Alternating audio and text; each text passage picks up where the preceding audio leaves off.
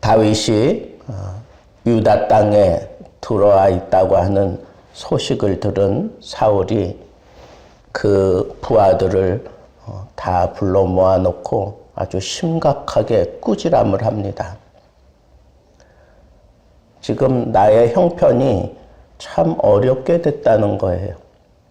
그 누구 하나도 다윗을 나를 위하여 고발하는 자가 하나도 없다 하는 식으로 얘기를 하는 겁니다.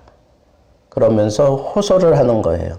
너희들은 다 나와 동일한 지파가 아니냐 하는 그런 식으로 나와 동일한 지파 너희들이 다 지금 정부 요직에 앉아서 나를 위하여 하는 일이 도대체 뭐냐라고 하는 식으로 계속 꾸지람을 합니다. 심지어는 내 아들과 다윗이 맹약을 했고 그리고 다윗을 도와서 도망가게 하는데도 그 요나단 편에 있는 모든 내 지파 사람들이 나에게 그 누구 하나도 제대로 보고하는 사람이 없다. 그러고도 정말 너희들이 내 편이냐 하는 식으로 지금 이 편 가르기를 하고 있는 것을 보게 됩니다. 그러면서 실망도 하고 또 막 성질도 내고 자기 분에 견디지 못하고 있을 때에 도액이 이때다 싶어서 치고 들어옵니다. 그래서 예전에 자기가 노베 제사장들과 함께 무슨 일이지만 거기 있었을 때 그때 다윗이 아히멜렉에게 와서 그때 기도도 받고 그리고 음식도 제공받고 그리고 거기 있었던 골리앗의 칼을 가지고 피신시켜주는 것을 내가 봤습니다 라고 그렇게 고자질을 하는 거죠. 그랬더니 당장에 그 아히멜렉을 데려오라고 그래서 그 아히멜렉을 데리고 옵니다. 그래서 사울이 따져 묻습니다. 어찌하여 너는 다윗을 도와주고 그리고 피신시켰느냐. 그런데 여러분 이 도액은 아주 자기를 위한 그런 발언을 멋지게 그렇게 꾸며서 한 거예요. 그러니까 없는 얘기 한 거 아니에요. 그러나 자기에게 이롭게 얘기를 했어요.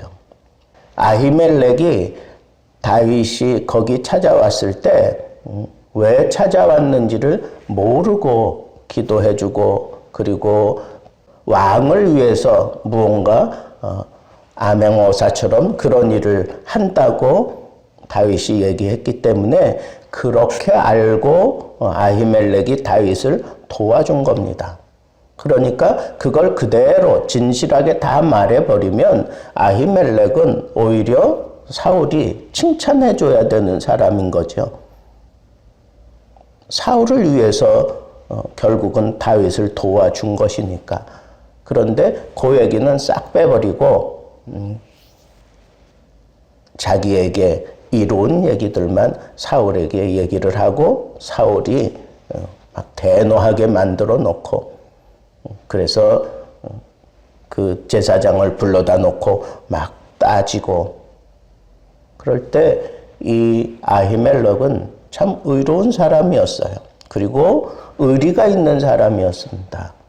사울이 막 따져 물을 때 오히려 다윗 편에 서서 그렇게 다윗을 두둔하는 발언을 합니다. 다윗이 누굽니까? 다윗처럼 왕에게 충직한 신하가 있습니까? 그는 왕의 사위가 아닙니까? 그리고 다윗처럼 그렇게 이 나라를 위하여 혁혁한 그러한 일들을 지금 감당하고 있는 사람이 누구입니까? 그러니 나는 당연히 다윗이 이 나라의 충신이라고 생각하고 나는 그를 위하여 기도해 준, 내가 그를 위하여 기도해 준 게 한 번이냐? 그렇지 않다. 그 당시에는 어떤 전쟁을 할 때에는 먼저 하나님의 사람들을 찾아가서 기도도 받고 그리고 가게 되어 있습니다. 그러니까 다윗을 알아보고 또 다윗이 그렇게 전쟁을 하기 위해서 아히멜렉을 찾아가서 이렇게 기도받고 떠났던 그런 일들이 참 많았을 거라고 생각을 합니다.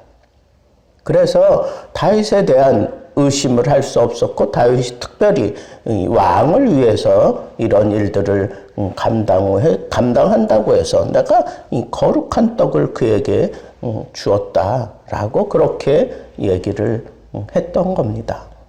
그런데 이렇게 한 사람은 참 충직하게 나라를 위해서 이렇게 할 일을 했다고 그렇게 얘기하는데 반면에 이 에돔 사람 도액은 아주 자기에게 이롭게 각색을 해가지고 그것만 왕에게 보고를 해서 이 왕이 대노하게 만들고 결국은 이 제사장들을 다 죽이라고 얘기를 합니다. 그러나 그 명령을 받은 왕의 근위병들은 하나님의 제사장을 치기를 두려워했어요. 싫어했어요. 그래서 할 뜻을 비치지 않으니까 사울이 도액에게 그 일을 시킵니다. 에돔 사람은 하나님의 사람 개념이 별로 없는 사람이잖아요. 그래서 이 에돔이 가서 제사장들, 거룩한 의복을 입고 있는 그 제사장들을 다 쳐서 죽여버립니다. 85명이나 되는 제사장들을 다 죽였어요. 그것뿐이 아니에요. 그 높 성에 있는 모든 사람들을 다 진멸해버립니다. 가축도, 그리고 어린아이, 여자, 노인 상관하지 아니하고 완전히 다 진멸해 버리고 맙니다. 잘못된 충성심을 발휘하는 도액의 모습을 여기서 우리는 보게 됩니다. 그런데 그 와중에 제사장 가운데 한 사람 아비아달이 먼저 피해서 그 위기를 모면해서 다윗을 쫓아가서 다윗에게 이제 이 모든 사실을 다 알립니다. 그랬을 때 다윗이 이 모든 것이 다 나로 말미암아 일어난 일이다라고 그렇게 한탄하면서 그렇게 괴로워하고 이 아비아달을 내 곁에 있으라고 그렇게 받아들이고 있는 모습을 보게 됩니다. 저는 여기서 하나님 없이 살아가는 사람들과 그리고 하나님과 함께하는 사람들의 이 삶의 태도가 완전히 다른 것을 두드러지게 나타나는 것을 보게 됩니다. 하나님 없는 삶의 대표자는 사울이에요. 하나님 없는 삶은 완전히 자기 본의로 사는 거예요. 자기 사람들로 똘똘 뭉쳐놓고 자기 사람들끼리 모든 일을 하는 거예요. 이게 두드러진 하나님 없는 사람들의 삶의 모습입니다. 두렵죠. 모든 문제들이 다 두려운 거예요. 그러니까 확실하게 자기 편, 자기 사람들로만 이렇게 완전히 공동체를 이루고 살려고 하는 그런 이기적인 그런 모습으로 사는 것. 완전히 자기주의적으로 완전히 그 아성을 굳히고 살아가는 그런 삶의 모습, 그것이 바로 하나님 없이 살아가는 삶의 두드러진 모습입니다. 두 번째, 도액을 보세요. 에돔 사람 이방인입니다. 이 도액은 하나님의 사람을 두려워할 줄 몰라요. 하나님의 제사장들을 두려워할 줄 몰라요. 그러니까 거룩하게 챙겨 입은 그 제사장들을 겁없이 85명이나 다 죽여버리고 그뿐 아니라 높성 전체를 완전히 진멸시켜버리고만은 과한 충성을 하면서 삐뚤어진 시각을 가지고 완전히 다 자기 중심적이에요. 완전히 모든 그런 말과 행동은 완전히 다 자기를 이롭게 그렇게 각색해서 살아가는 삶의 모습을 보여주고 있습니다. 하나님 없이 살아가는 삶의 두 번째 모습이 바로 자기주의예요. 완전히 자기에게 이롭게 각색을 해놓고 말을 하고 행동을 하고, 그리고 자기를 온전히 드러내기 위해서 자기의 어떤 출세를 위해서 과하게 그렇게 행동을 하는 그런 모습을 보이고 있는 것을 우리는 보게 됩니다. 그런데 하나님을 품고 살아가는 그 사람들의 모습을 보세요. 그 위급한 자리에 섰지만 그는 자기 믿음을 지킵니다. 자기 의리를 지킵니다. 소신 있게 발언을 합니다. 아히멜렉이 그랬습니다. 다윗을 위하여, 그리고 나라를 위하여 왕 앞에서 자기 본의를 꺾지 않고 분명하게 하나님 편에 서서 이렇게 분명하게 얘기하고 있는 모습을 봅니다. 소신이 있어요. 하나님의 의를 이루려고 하는 그런 소신 있는 발언을 하고 소신 있게 행동을 합니다. 그리고 또 하나, 하나님과 함께 살아가는 삶, 다윗의 경우를 보니까 그 아픈 소식을 들었을 때 그게 내 죄 때문이다. 내 죄 때문이다. 라고 그렇게 고백을 합니다. 여러분, 하나님과 함께 동행하며 살아가는 삶은 철저하게 자기를 고백하는 삶이에요. 하나님 앞에 자기 죄를 고백할 줄 아는 사람이에요. 나 때문에 이런 일이 생겼다고 솔직하게 고백할 줄 아는 삶입니다. 나로 말미암아 이런 일들이 일어났다라고 그렇게 고백하며 자기를 내려놓고 하나님 앞에 회개하고 하나님의 도우심을 구하는 모습으로 살아가는 그런 삶입니다. 이 두드러진 삶의 모습을 여러분, 하나님 없는 편에서 혹은 하나님과 함께하는 사람들 편에서 이렇게 대별하고 있습니다. 여러분, 오늘 말씀을 통해서 저는 또 한 가지 아주 중요한 하나님의 액션을 보게 됩니다. 여러분, 이 아히멜렉, 노베 제사장, 그 아히멜렉은 엘리의 증손자입니다. 엘리의 증손자. 그런데 엘리 가문에 대한 예언을 해놓은 것이 사무엘상 2장에 나옵니다. 그리고 3장에 나오는데, 2장과 3장에 나오는데 거기 이런 말씀이 있어요. 2장 31절에 보라, 내가 내 팔과 내 조상의 집 팔을 끊어 내 집에 노인이 하나도 없게 하는 날이 이를지라.